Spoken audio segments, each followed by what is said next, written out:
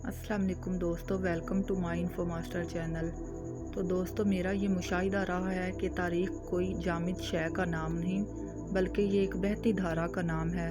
तारीख़ ने अपने अंदर बहुत से लोगों को समाया है। इस तनाज़र में अहद हाज़री में माजी की नामवर शख्सियतों का बहुत बड़ा अमल दखल है। मैं आज ऐसे ही किसी जंगजू और जांबाज की ज़िंदगी की कहानी आप तक पहुँचाऊँगी। तो आप सबसे गुजारिश है कि रहिए मेरी इस वीडियो के साथ, ताकि आप भी उस जंगजू की ज़िंदगी के तमाम हालातों वाक़यात को अच्छी तरह से जान सकें। तो आज हम बात करते हैं सिकंदर आज़म की। सिकंदर आज़म यूनान की एक रियासत मकदूनिया के बादशाह फिलिप सानी का बेटा था। 358 कबल मसीह के लगभग पैदा हुआ। उसने दुनिया के बहुत से ममालिक फ़तह किए। तमाम बरसगीर पाक हिंद को फ़तह करने के हसरत लेकर वो वतन वापस जा रहा था तो इराक़ के मशहूर शहर बाबुल में उसको मौत ने आ दबोचा। वो बहुत बड़ा बहादुर आदमी था, अपनी फ़ौज की अगली सफ़ों में लड़ा करता था। इसने यूनानी तहज़ीब को दुनिया के मुख्तलिफ़ हिस्सों में ऐसा फैलाया कि आज तक उसके आसार मिलते हैं। तो जानते हैं दोस्तों इन सब बातों की तफसील के सिकंदर आज़म को सिकंदर आज़म क्यों कहा जाता है, उसने दुनिया के कितने ममालिक या शहरों को फ़तह किया, उसने अपनी शोहरत का आगाज़ कहाँ से किया, वो किस तरह से सिकंदर आज़म बना, उसने कितने ममालिक फ़तह किए, उसने अपनी जंगों का आगाज़ कैसे किया। तो इन सब बातों का पर्दा इस वीडियो में उठाएंगे। तो दोस्तों, सबसे पहले जानते हैं कि सिकंदर आज़म, जिसे फ़ातिह आलम का भी नाम दिया गया, उसके कदू खाल कैसे थे, उसकी ज़ाहिरी सूरत कैसी थी। तो दोस्तों, हज़ारों साल कबल के सिकंदर के कदू खाल के बारे में पूरी तरह से बयान करना तो मुश्किल है, लेकिन अपेलिस नामी शख्स ने उसकी कुछ ऐसी तस्वीर बनाई हैं जिनकी मदद से उसके हुलिये को बयान किया जा सकता है। दोस्तों, सिकंदर का रंग सफ़ेद और चेहरा सुर्खी माइल था। उसके बाल स्याही माइल भूरे थे और उसके बाल इस कदर बड़े थे कि उसकी गर्दन पर रहते थे। माथे पर भी उसके बाल गिरे रहते थे। उसकी नाक सतवां थी, आंखें भूरी स्याह थी, लेकिन उसके मुजस्समे में बाएं आंख स्याह और दाएं वाली आंख स्याही माइल या नीली नज़र आती है, जो उसकी कशिश को जाहिर करती है। सिकंदर की तेज़ मशहूर नज़रें थी और उसकी नज़रों की ताब लाना बहुत मुश्किल था। जब वो गर्दन को हल्की सी खम देकर मुकाबिल की तरफ देखता था तो उसकी आंखें जिस्म में उतरती हुई महसूस होती थी। तो दोस्तों, यही वजह थी कि कोई उसके सामने अपने राज भी छुपा ना सकता था और झूठ बोलने की सकत तो कोई कर ही नहीं सकता था। उसका चेहरा और उसकी पेशानी कुशादा थी। वो घुटे हुए बदन का और दराज कद इंसान था। अरस्तू के शागिर्दों का सिकंदर आज़म के बारे में कहना है कि उसके बदन से दिल फरेब खुशबू आती थी। वो खुशबू और उबटन को लगाना पसंद करता था। सिकंदर हमेशा शेर से मुशाबा रखता था, उसका मजाज भी शेर की तरह था। सिकंदर दोस्तों जब बात करता था तो ख़ास अंदाज में अपने होंठों को सुकेड़ लेता था। उसके दांत निहायत सफ़ेद और शेर के बच्चों से मिलते थे।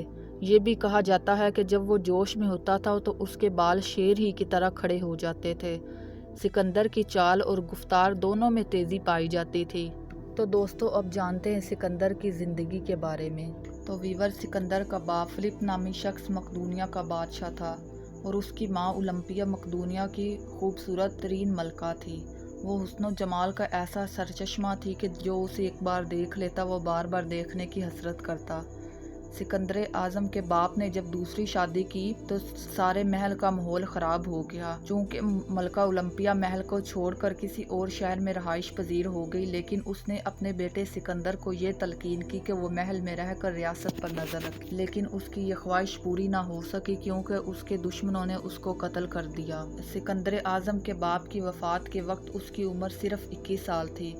सिकंदर आज़म अपने बाप का इकलौता बेटा था, इसलिए उसे तख्त का बादशाह बना दिया गया। क्योंकि सिकंदर आज़म ने ऐसे तमाम लोगों को कत्ल करवा दिया था जो उसके बाप की मौत के बाद उसके तख्त का बादशाह बनने का ख्वाब देख रहे थे। इसी खदशे की बिना पर सिकंदर आज़म को उसकी माँ ने इतना उकसाया कि उसने अपनी सौतेली बहन को भी कत्ल करवा दिया। उसकी सौतेली बहन उस वक्त बहुत छोटी थी। सिकंदर की एक खुशकिस्मती ये भी थी कि उसे अरस्तू जैसे दानश्वर और फ़िलासफ़र का शागिर्द बनना नसीब हुआ। अरस्तू ने सिकंदर की ज़हनी व जिस्मानी नशोनुमा इस तरह से की कि वो किसी भी मैदान में हार ना सकता था। दोस्तों, अरस्तू ने उसे बहुत सी जिस्मानी मशकें भी सिखाई।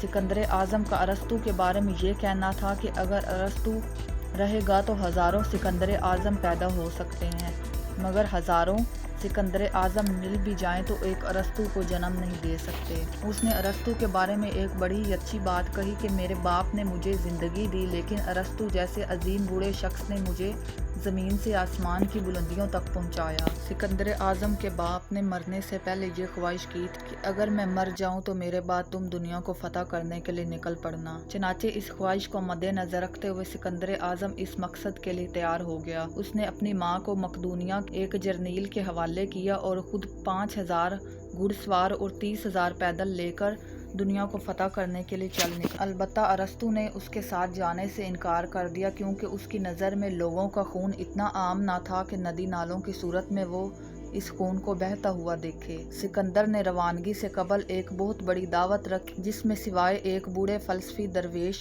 نے شرکت نہ کی۔ جب سکندر نے یہ سنا تو اسے بہت زیادہ حیرت ہوئی اور وہ درویش سے ملنے کے لیے چلا گیا۔ درویش نے سکندر اعظم سے ملنے سے انکار کر دیا اور کہا کہ کسی بھی سکندر کی حکومت یا سلطنت درویش کی خودداری کو سرکش نہیں کر سکتی۔ اس کے جنگی سفر کا آغاز فارس کے بادشاہ دارا کے ساتھ تھا۔ آغاز میں تو دارا کو برتری حاصل ہوئی، مگر جلد ہی پاسا پلٹ اور سکندر کی جنگی تکنیک کی وجہ سے اس نے فارس کی سلطنت کو شکست دے دی۔ پہلے معاذ کی کامیابی کی وجہ سے سکندر کا دبدبہ اور رعب پورے ملک میں چھا گیا۔ دارا سے ہونے والی جنگ میں دارا کی 2 بیٹیاں اور ایک بہن گرفتار ہوئی، جبکہ اس کی حاملہ بیوی جنگ کے دوران ہلاک ہو گئی۔ سکندر نے تمام سیاسی انتظامات کے ساتھ دارا کی حاملہ بیوی کو کفن دفن دیا اور اس کو دفن کر دیا۔ قسمت کی دیوی سکندر پر دن بدن مہرباں ہوتی جا رہی تھی۔ سکندر نے اپنی پہلی فتح کے بعد مصر پر حملہ کیا اور جلد ہی مصر پر قابض ہو گیا۔ تو دوستو، مصر کو فتح کرنے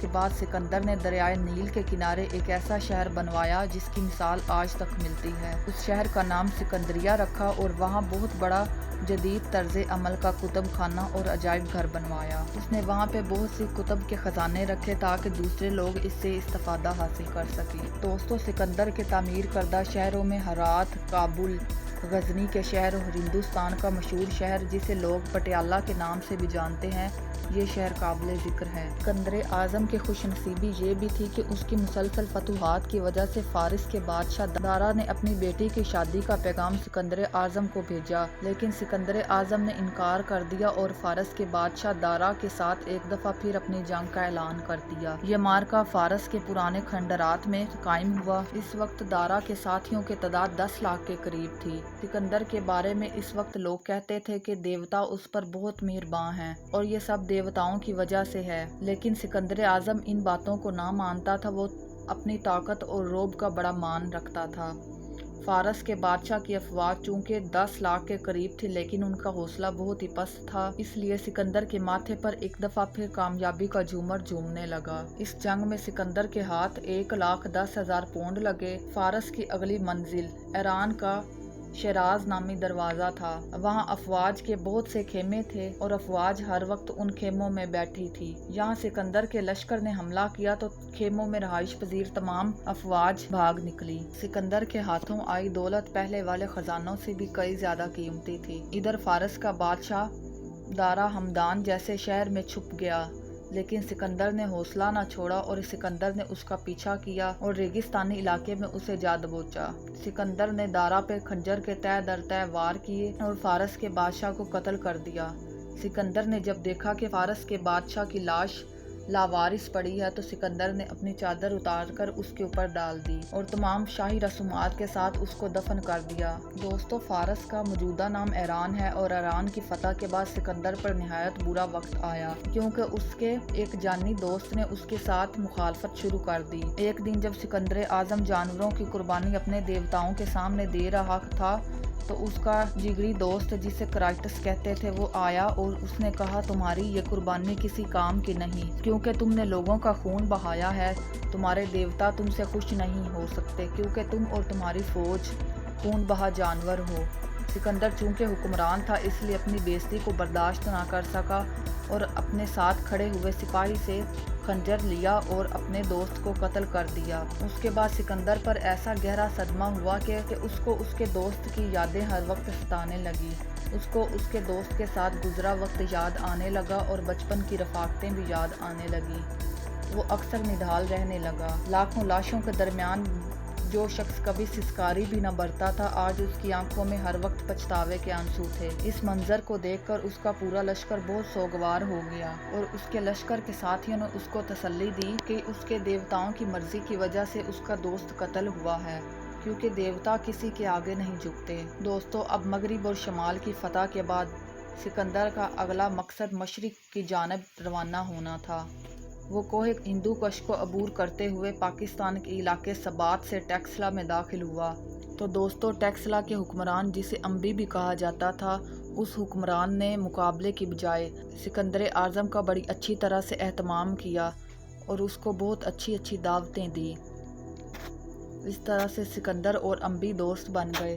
لیکن 5 سال گزرنے کے بعد اس خطے کے نئے حکمران، جسے چندر مکھ موریہ بھی کہتے تھے، سکندر کے سپاہیوں کو شکست دی اور خطے سے نکال کر رکھ دیا۔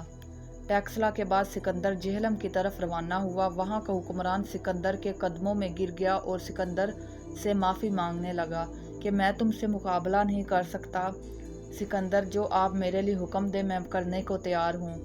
تو سکندر نے کہا، بول تیرے ساتھ کیا کیا جائے؟ تو وہ سکندر سے کہنے لگا جو ایک بادشاہ دوسرے بادشاہ کے ساتھ کرتا ہے۔ سکندر کو یہ بات اس قدر پسند آئی کہ اس نے اس کے ساتھ جنگ سے انکار کر دیا اور جہلم اس کے حوالے کر دیا۔ سکندر کی اب اگلی منزل ہندوستان تھی، مگر اس کی فوجوں نے اس کے خلاف بغاوت کر دی۔ اس کی فوجیں چنانچہ 10 سال سے اپنے خاندان اور قبیلوں سے دور تھی، اس لیے اب وہ ایک قدم بھی اٹھانے کی روادار نہ تھی۔ سکندر چونکہ بڑی مشکل سے اس جنگ سے واپسی پر راضی ہوا تو وہ سخت بیمار ہو گیا۔ واپسی پر مقدونیہ میں اس کی علالت کی خبر جنگل میں آگ کی طرح پھیلی۔ مقدونیہ کا بادشاہ فاتح عالم، مقدونیہ کا حکمران، جس کے ایک اشارے پر دنیا کا کوئی بھی شخص اس کے سامنے سجدہ ریز ہو جاتا تھا، وہ بیماری کی تاب نہ لاتے ہوئے چل بسا۔ سکندر 323 قبل مسیح میں مقدونیہ میں اپنی موت کے ہاتھوں شکستہ ریز ہو گیا۔ اس وقت اس کی عمر صرف 33 سال اور 8 ماہ تھی۔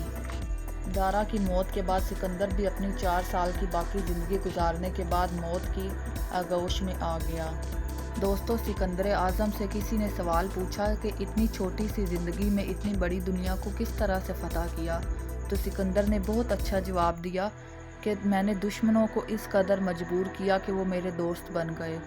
دوستوں کو کبھی نہیں چھوڑا کہ وہ میرے دشمن بن جائیں۔ دوستو، سکندر کی آخری خواہش کے مطابق اس کے دونوں ہاتھ تابوت سے باہر تھے، کیونکہ وہ چاہتا تھا کہ لوگ اس کی موت سے عبرت حاصل کر سکیں کہ دنیا کو فتح کرنے والا اتنا بڑا شخص دنیا سے جاتے ہوئے خالی ہاتھ ہی گیا ہے۔